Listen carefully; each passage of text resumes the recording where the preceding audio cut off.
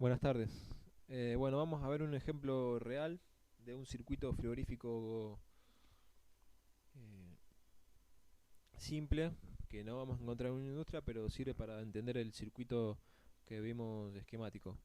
Entonces, en la parte trasera de las heladeras, esto es una heladera, ¿sí? Un refrigerador, está el compresor. Acá hay un pequeño animación de cómo trabaja el compresor. Vemos el estator del motor que hace girar el cigüeñal, ¿sí? Acá está el cigüeñal. Acá vemos la biela, el pistón y el cilindro.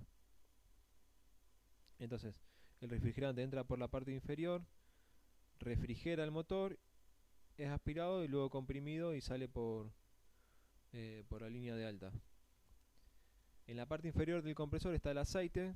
El aceite es succionado por el eje del cigüeñal y lubrica todas las partes en movimientos, eh, cilindro, cojinete de la biela, etcétera. Y en la parte superior es liberado y salpica la parte superior del compresor. Entonces es una manera de refrigerar también el compresor. Entonces el aceite cumple dos funciones: refrigera y lubrica.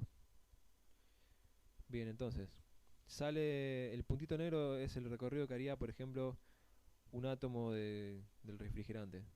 Entonces sale el refrigerante a alta presión y temperatura por el compresor y se va a dirigir al condensador. Al condensador, como dijimos, entra en estado de vapor sobrecalentado. En el primer recorrido va a perder lo que llamamos calor sensible, o sea, va a bajar la temperatura desde el sobrecalentamiento hasta la temperatura de vapor saturado. Y después va a perder durante todo el recorrido calor latente, ¿sí? Va a empezar a condensarse, cada vez va a tener menos título de vapor y cada vez va a ir siendo, va a tener más porcentaje de líquido, hasta que en algún punto al final o cerca del final del condensador va a ser todo líquido el refrigerante, ¿sí? Entonces acá en el condensador, como habíamos visto, hay un cambio de fase de estado gaseoso a líquido. Y en la última parte del condensador va a seguir perdiendo calor, o sea que se va a subenfriar.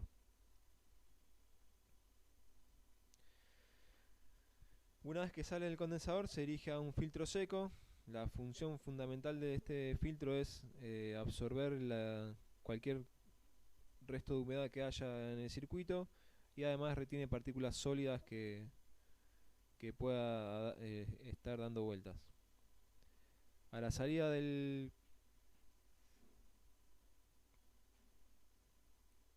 filtro va a ir al elemento de control, que en este caso es un tubo capilar, que sería el elemento encargado de bajar la presión y temperatura del fluido. Entonces, el tubo capilar básicamente es un tubo de gran longitud y un bajo diámetro interno que por lo general es de 0,7 milímetros. Obviamente hay diferentes diámetros internos y en función de lo que yo quiera lograr en lo que respecta a presión y temperatura a la salida del elemento de control, va a ser la longitud y el diámetro que yo voy a elegir. Eso, si hay tiempo, después vamos a ver en detalle cómo funciona el capilar. Pero tengan en cuenta que simplemente es un tubito muy largo y de pequeño diámetro interno. Entonces sale el refrigerante a baja presión y temperatura, todavía está en estado líquido, ¿sí? Va a haber algo de vapor y se va a dirigir al evaporador. Fíjense, primero recorre todo lo que es el freezer, ¿sí? Va por todos los caminos del freezer y después va a ir hacia al refrigerador, ¿sí? En la parte baja de la heladera, y después se va a ir a la línea de succión del compresor. En este caso, este modelo de heladera utiliza el evaporador de aluminio, que básicamente el método de fabricación de estas placas son,